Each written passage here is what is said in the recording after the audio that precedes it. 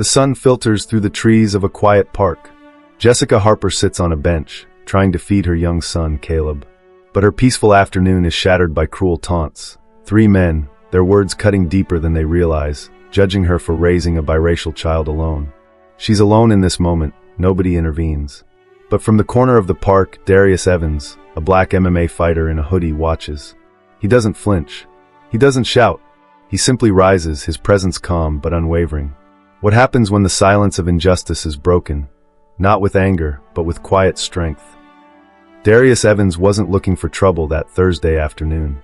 Truth be told, he was trying to outrun it. The sun was low, casting long shadows across Lincoln Park.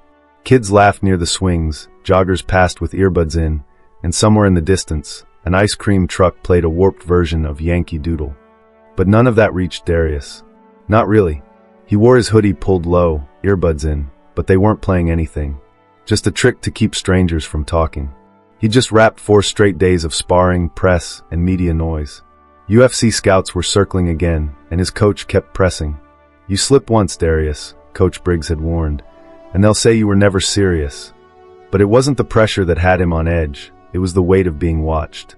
Of walking through the world as a 6'2" black man in sweats, muscles tight under fabric, and knowing folks didn't always see him. They saw a threat. All he wanted now was a quiet bench in the park, maybe 30 minutes to breathe. To not be someone's headline. He eased down under an old oak tree, dropped his duffel at his feet, and exhaled. "You good?" asked an older man nearby, walking his dog. Darius gave a nod. "Just tired. You look like you carry more than weight in that bag." The man walked on, but the words stuck. Moments later, Darius heard something strange, laughter that didn't sound playful. His eyes flicked toward the picnic tables. A young mother, pale-faced, sat rigid while 3 men pointed and joked. Something shifted in his chest. Not yet alarm, but something real, something rising. He sat up straighter. "Lord," he whispered under his breath, "don't let this be what I think it is." And yet, he already knew. Lincoln Park, at first glance, looked like any other peaceful pocket of the city, modest, worn down in spots, but still holding on to its charm. A couple of older folks played cards near the gazebo. A father tossed a frisbee to his teenage son. The kind of place where small talk came easy and time moved slower. Just past the playground, a woman sat alone at a wooden picnic table. One hand gripped the edge of the bench, the other held a juice pouch for a little boy, maybe 3 years old, curly hair and cinnamon skin, giggling as he rolled a toy truck across the table. She looked young, late 20s maybe, and tired in a way that makeup couldn't fix. Her hoodie was faded, sleeves pushed up, a small rip near the wrist. Jessica Harper. From where Darius sat, he couldn't hear her voice, but he recognized her posture, the kind women wore when they were trying to look invisible. He'd seen it before. Too many times. 3 men approached from the basketball court, laughing loud and careless. Mid-40s, red in the face from sun or beer, maybe both. One held a brown paper bag. Another had a t-shirt with a bald eagle, and the words "Born Free" stretched across his belly. "Well, well," the tallest one barked. "Single mom picnic, huh?" Jessica didn't look up. "That your kid?" another added. "Don't look like you." The laughter that followed wasn't joyful. It was sharp, deliberate, meant to sting. The boy's smile faded. He looked to his mother, confused. Darius shifted on the bench. No one else moved. No one said a word. "This was supposed to be a safe place," he muttered. "So why does it feel like a warning?" Jessica kept her eyes on Caleb, brushing his curls back with shaking fingers. Her posture stayed small, shoulders curled inward as if she could make herself disappear. The laughter behind her grew louder, more pointed. "Man," said the one with the eagle shirt, leaning on the end of the table, "if I had a kid that color, I'd be asking for a refund." The other 2 cracked up. The tallest, with mirrored sunglasses tucked into his collar, took a swig from his bag and added, "She probably got knocked up by some baller. Bet that stroller's got more miles than my truck." Still, Jessica didn't react. She pressed her lips into a tight line and focused on unwrapping a napkin for Caleb's apple slices. But her hand trembled just enough for Darius to notice. From his bench under the oak, he sat still, but not relaxed. His spine was straight now, his jaw set. He had learned, through 1,000 quiet humiliations, to measure his movements. Especially in public, especially in parks. Caleb had stopped playing. He tugged at his mom's sleeve and whispered, "Why are they laughing, Mommy?" Jessica's voice was barely audible. Don't worry, baby. Just eat your snack. The third man, stockier in camo shorts and boots, leaned closer and made a low whistling sound. Tell you what, sweetheart. You give me your number, and I'll teach your kid how to catch. The words weren't just crude. They were invasive, territorial. Like they were staking a claim over her body, her child, her dignity. Darius's fists clenched, still resting on his thighs. This wasn't teasing. It was something colder. Something familiar. Yo, said a nearby teenager to his friend by the water fountain. Are they really messing with her like that? The friend shrugged. Ain't our business, man. But it was someone's business. Darius stood slowly, never breaking eye contact with the three men. He didn't say a word, not yet. He just let the weight of his presence rise, silent but unmistakable. The laughter didn't stop, but it shifted. Now it sounded nervous. Darius didn't move right away. He'd learned long ago that when a black man moved too fast, too loud, or too proud, the world didn't care why. It only cared how. And that kind of lesson sticks with you, especially when it's been taught with handcuffs, headlines, or fists. So he sat still, but every part of him was alert. He watched the way Jessica kept her chin down, the way her fingers pressed into Caleb's back, trying to calm him without letting him see the fear in her face. That was survival. That was muscle memory. You okay, Mama? The boy asked, small voice muffled against her sweater. I'm fine, baby, she replied, though she clearly wasn't. And Darius knew, he knew what kind of hate this was. It wasn't loud like in the old days. It didn't wear hoods or wave flags. Not here, not now. It wore smirks and camouflage shorts. It held beer in paper bags and laughed like the world belonged to it. He had seen his own mother go quiet like that. Back in Georgia, standing in line at the grocery store while someone behind her muttered something ugly. She'd clutched his hand tighter, but never turned around. She couldn't afford to. Jessica was doing the same thing now. Her silence wasn't weakness, it was calculation. A choice to protect her child in a world where speaking up could make things worse. And still no one else moved. The park kept humming like nothing was wrong. You ever gonna say something, Hoodie? One of the men suddenly barked toward Darius, noticing him. He didn't answer. Not yet, but his silence spoke louder than their noise. The air felt different now. Not because the temperature changed, but because the line had been crossed. The kind of line that didn't need to be painted. It was drawn in a look, in a word, in a laugh that hung just a second too long. Jessica began packing up quickly, her movements rushed and clumsy.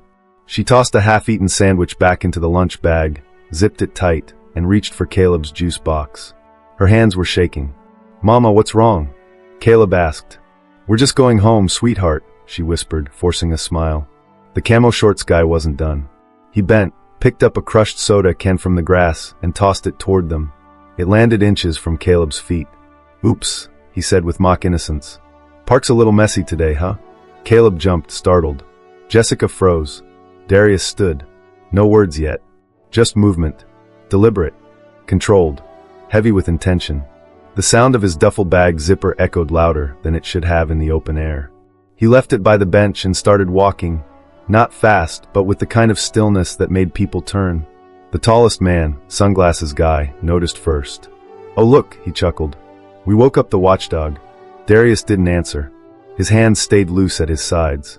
Eyes steady. Jessica saw him coming and for a moment, looked unsure whether to feel relief or fear. That's what the world had trained her to feel. The man in the eagle shirt took a step closer to Jessica's table. Don't worry, sweetheart, he sneered.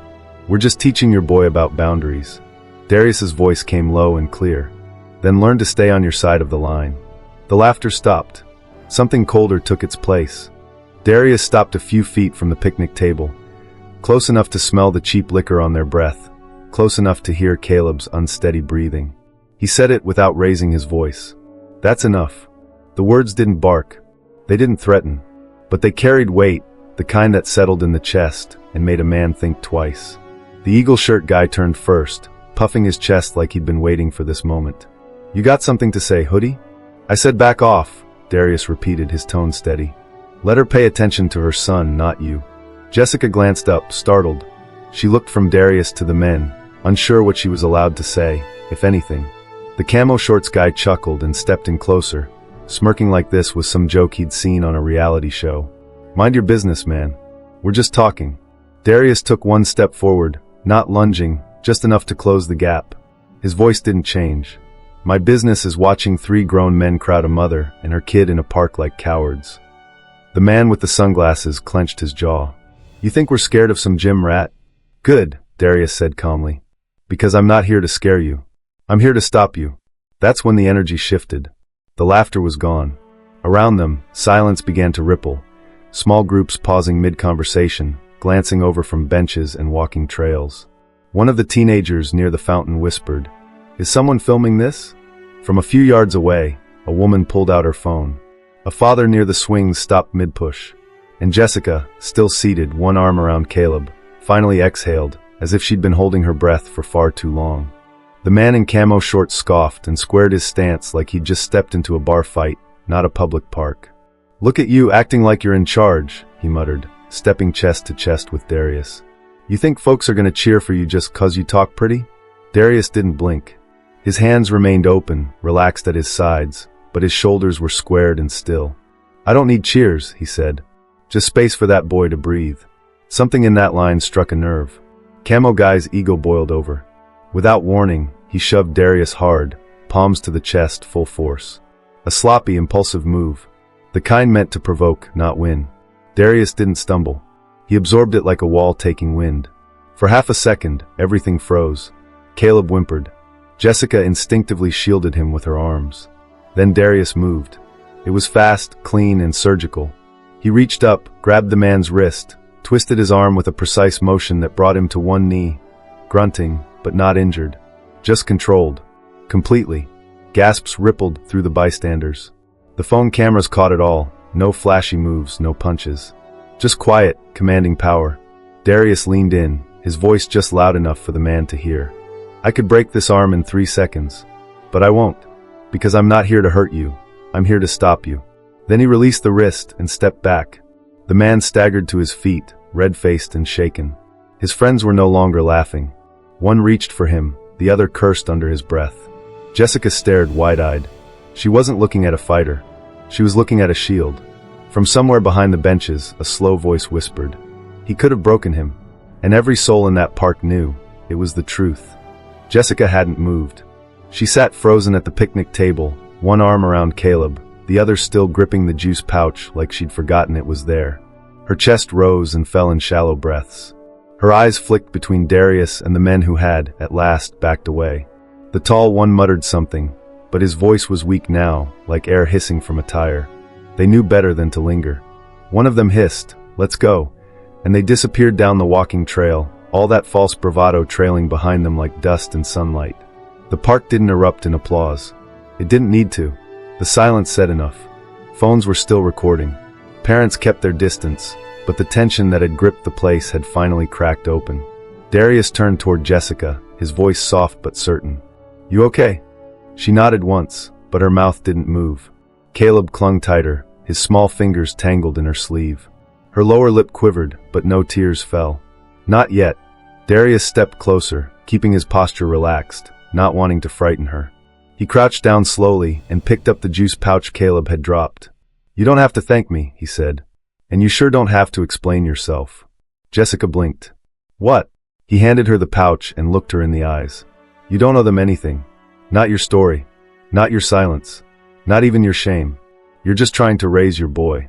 There it was, words she hadn't known she'd needed. Her voice cracked. It feels like they look at me like I'm stealing something." Darius stood slowly. "Let him look. They don't know you. And they sure as hell don't matter." The tears came then, not out of fear, but from finally being seen. The quiet that settled over Lincoln Park wasn't empty. It was charged. Like the air after lightning. You could feel it in the way people stood still, in the breath they hadn't realized they were holding. A group of teens near the water fountain stared, phones raised but forgotten in their hands. One whispered, "I got the whole thing," like he'd just captured history. Another shook his head and said, "Dude folded him like laundry," but even he sounded more in awe than amused. Darius wasn't listening. He wasn't watching the cameras or feeding off the tension. His eyes stayed on Jessica, making sure she could stand, making sure Caleb was still okay. The boy hadn't said a word since the standoff. He just leaned into his mother's chest, thumb back in his mouth. Jessica brushed a tear from her cheek and started gathering the rest of their things with slow, careful hands. Her movements still carried the tremble of someone trying not to fall apart in public. A woman in medical scrubs stepped forward from the crowd. "You want help getting to your car?" she asked gently. Jessica looked surprised, almost suspicious at first, then gave a small nod. Yeah, that'd be good." Darius turned slightly toward the people still standing around, phones hovering, some clapping quietly now. He raised one hand, not with anger, but enough to say, "This isn't a show. This isn't for your feed." Then he looked at the woman in scrubs. "She's got her hands full. Make sure they get out safe." The nurse nodded and moved beside Jessica, helping her balance the bags and cradle Caleb. Darius didn't smile. He didn't wave. He just stepped back, because this wasn't about him. It never was. The flashing lights came faster than expected. 2 patrol cruisers rolling up onto the paved edge of the park with sirens off, but urgency in every move. Someone must have called it in when the shouting started. Or maybe when the phones came out. Darius didn't flinch. He saw it coming. He stepped away from the crowd, out into the open, hands clearly visible. Palms relaxed, no sudden movement. His hoodie was still up, casting a soft shadow across his face. Didn't matter that he was the one who stopped it. Didn't matter that he hadn't thrown a punch. He was still a black man in a hoodie. One of the officers, a stocky man in his late 40s, hand already resting on his holster, stepped out first. "You the one who broke this up?" he asked, scanning the area without looking directly at Darius. "Yes, sir," Darius answered calmly. "I'm the one." The officer blinked. Something in Darius's tone, or maybe his stillness, slowed his approach. He looked Darius over again, as if seeing more now than he had at first glance. Jessica, now standing beside the nurse near the path, called out, "He didn't start it. Those men were harassing me and my son. He protected us." The officer turned to her, then back at Darius. "You injured?" "No, sir. I just restrained him. No harm done." The second officer had already begun speaking with a few witnesses. Phones were being shown. Videos reviewed. The stocky cop nodded once. "Let's get a report filed, but looks like you did the right thing." Darius didn't smile. Just gave a polite nod. He'd done the right thing, but even now he knew how thin that line really was, and how easily it could have gone the other way. The squad cars stayed a few minutes longer, engines humming like a reminder that the world was still watching. Officers spoke to witnesses. The nurse gave her statement. Jessica held Caleb tightly as she spoke with the second officer, her voice steadier now, more sure of herself. Darius didn't linger. He gave one last nod to the officer who'd questioned him, then turned without a word and walked toward the edge of the park. Not the paved trail where the crowd still hovered, but the grass path that curved around the old community garden, quiet, shaded, and empty. A kid near the swings called after him. "Yo, what's your name?" Darius didn't answer. Just kept walking, hands tucked in his hoodie pockets, footsteps slow but certain. He wasn't upset. He wasn't proud either. It wasn't victory he felt. It was something deeper. A quiet sort of ache that settled in the bones when adrenaline wore off and truth came rushing in. He'd done the right thing. Everyone saw that. But he knew how differently it could have gone. If Jessica hadn't spoken up. If no one had filmed. If the man he restrained had cried assault loud enough. All it would have taken was one headline. Black man in hoodie tackles parkgoer in front of children. And the truth would have been buried under noise. So no, he didn't want applause. He didn't need anyone chasing him down for a selfie or tagging him in viral clips. He just wanted stillness. At the edge of the park, beneath an old sycamore, Darius paused. He looked back only once, just long enough to see Jessica loading Caleb into the back seat of her car with the nurse helping beside her. Then he kept walking. Because sometimes doing the right thing doesn't end with a cheer. Sometimes it ends in silence. By the time Darius reached his car, an old, dusty Chevy parked near the back of the lot, his phone was already vibrating. Once, then twice, then again. He didn't check it, just tossed it face down on the passenger seat and sat for a moment, both hands on the wheel, engine off. The quiet hum of traffic rolled by on the next street over. Birds chirped like nothing unusual had happened. But in the digital world, everything was already changing. Somebody had uploaded a clear, high-quality video to social media, capturing the entire encounter from the moment Darius stood, to the takedown, to the soft words he spoke to Jessica after. No music, no edits, just real time. And people noticed. Within an hour, the clip had been shared across local Facebook groups, Twitter, Reddit. On Instagram, it spread faster, especially among parenting pages, community safety forums, and even a few accounts tied to MMA culture. But it wasn't the hold or the technique that had folks talking. It was the line, "You don't owe them anything." Those words struck something raw. In mothers, in veterans, in anyone who had ever been made to feel less for surviving. Comment sections filled with gratitude, disbelief, tears. "Protect this man at all costs. We don't talk enough about strength like this." Somebody even found his fight name, Trayvon Miles. By nightfall, a local reporter tweeted, "Turns out that quiet man in the hoodie? He's a professional fighter. But what he did today wasn't sport, it was something else." Still, Darius didn't post, didn't tweet, didn't explain. He wasn't trying to go viral. He'd just been trying to leave the park with a little peace. Funny how life had other plans. Jessica didn't open the video when her friend first sent it. She saw the thumbnail, Darius standing firm in that black hoodie, the men stepping back, Caleb clinging to her sleeve, and her stomach turned. Not because she was ashamed of what happened, but because she knew what it felt like to be seen when all you wanted was to disappear. Still, hours later, once Caleb was asleep in his Spider-Man pajamas and the house was finally quiet, she watched. The moment the juice pouch hit the ground, the way Darius knelt to help, the look on her own face, stunned, cracked open real. And then his words, "You don't owe them anything." She pressed a hand over her mouth. She hadn't realized how much of her life had been built on explaining herself. Apologizing for needing help. Shrinking so others could feel tall. Jessica had never been a writer. But that night, she opened her phone, tapped into her notes app, and started typing. She wrote about losing her job during the second round of layoffs at the warehouse. About struggling to stretch a food budget across 2 weeks. About how people looked at her like being poor was contagious. And about how her son once asked, "Why do people stare at us, Mama?"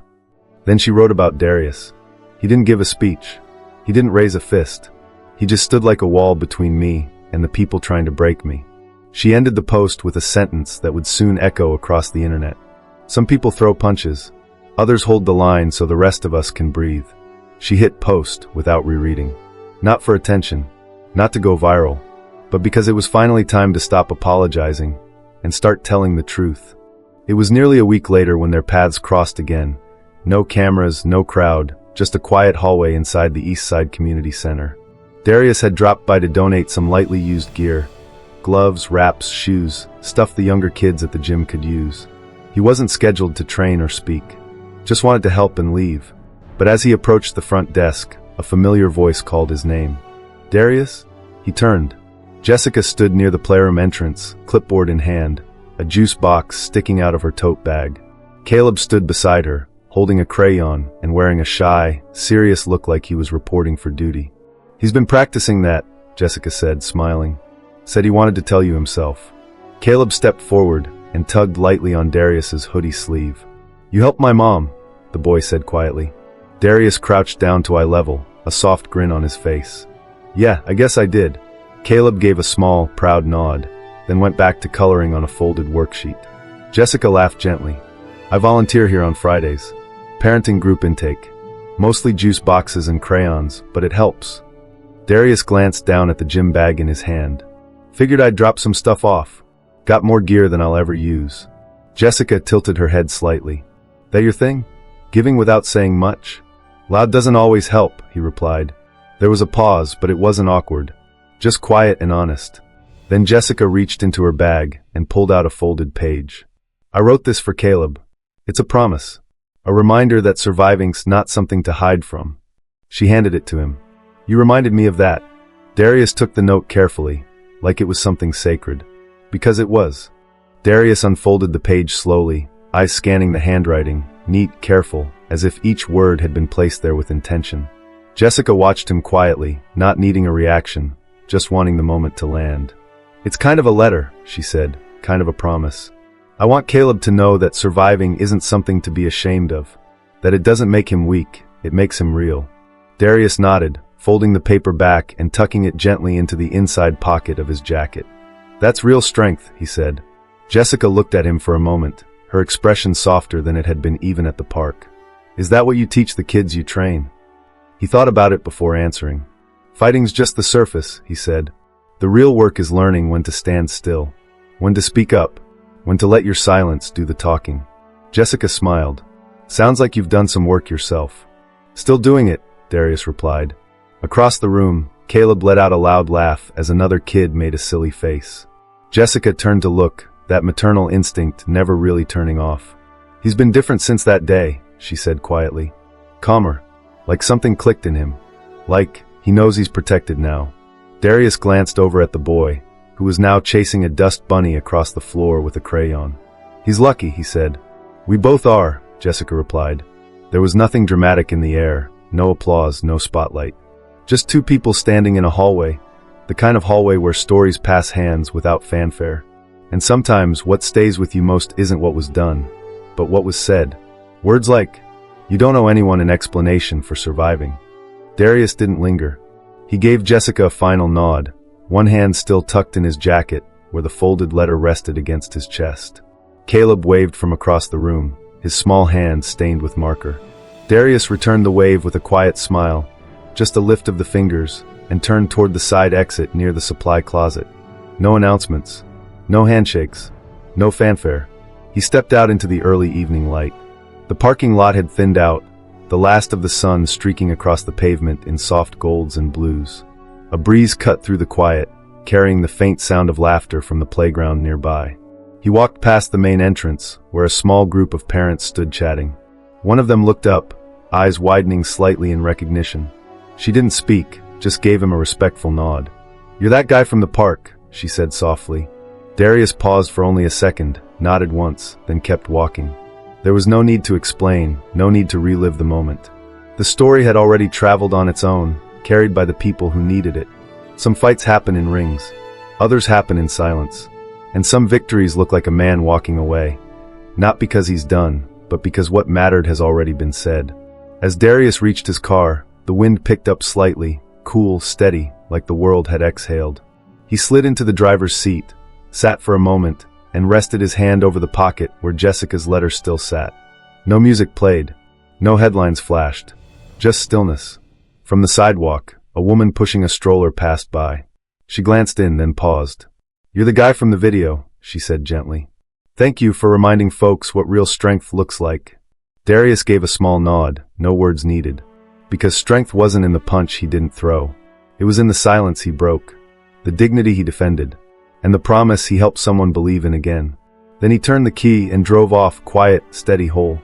Strength isn't always loud. In a world that often mistakes volume for power and flash for courage, what happened that day in Lincoln Park reminds us of something older, something deeper, something our generation may have learned the hard way, that real strength doesn't always come with a raised voice or a clenched fist. It comes with presence, with restraint, with knowing when to stand up and how. Darius Evans didn't plan to be anyone's hero that day. He wasn't there to fight, wasn't looking to teach anyone a lesson. He just wanted quiet, peace. But sometimes, as life has a way of reminding us, peace has a price, and silence can be too expensive. When Darius saw Jessica being mocked, not just as a woman, not just as a mother, but as someone who dared to be vulnerable in public, he recognized the moment for what it was. Not just bullying, not just ignorance. It was an act of small, public violence. A kind that doesn't leave bruises on skin, but carves shame into the spirit. The kind many of us have witnessed, and too often walked past. But he didn't. He stood. Not because it was safe. Not because someone told him to. But because his conscience wouldn't let him stay seated. And when he did, he didn't shout. He didn't perform. He protected. With calm. With control. With dignity. And what he said, you don't owe them anything, wasn't just for Jessica. It was for every single person who's ever carried the weight of judgment just for surviving. For every parent who's ever swiped a benefits card while feeling eyes on their back. For every black man who's had to smile carefully so no one calls him a threat. The lesson is this: you don't have to be loud to be brave. And you don't have to fight to be a fighter. In our youth, maybe we believed standing up meant charging forward, demanding justice with fists in the air. And sometimes it does. But now, with more years behind us, we know that the quietest moments can be the most powerful. A look that says enough. A hand that helps without asking questions. A step between cruelty and its target. That's what Darius gave that day. Not just safety, but recognition. He saw Jessica's fear. He saw Caleb's confusion. And instead of pretending not to, he responded. Not as a hero, just as a human being refusing to look away. And maybe that's the truest kind of strength there is. So if there's one thing this story leaves behind, it's a challenge for each of us, especially those of us who've lived long enough to know what looking away costs. Stand when it's easier to stay seated. Speak gently when anger rises. And never underestimate the power of showing up. Because real strength holds the line, so someone else can breathe. What does real strength mean to you? Is it physical power, emotional resilience, or the courage to speak up when others stay silent? After hearing Darius's story, we're left wondering, how many everyday heroes walk among us unnoticed? Share your thoughts, tag someone who's held the line for you, and let's talk about the quiet acts of bravery we often overlook. Speech balloon, backhand index pointing down.